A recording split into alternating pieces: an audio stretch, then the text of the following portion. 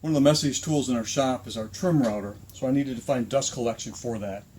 I found a piece that Dewalt makes that hooks both to the trim router and to the plunge router that hooks to this base unit.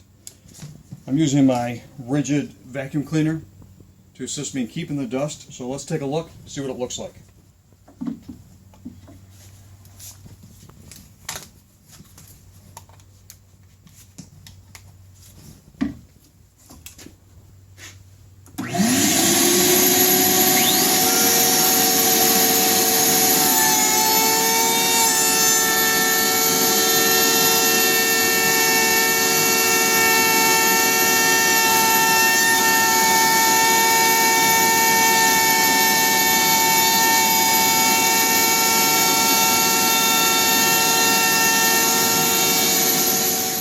So considering what dust you would get from your router normally, this is pretty good. It still leaves a little bit out there, but for my money, this little part works well enough to keep enough dust from flying around my shop that I can router inside the shop instead of going outside. Thank you for your time.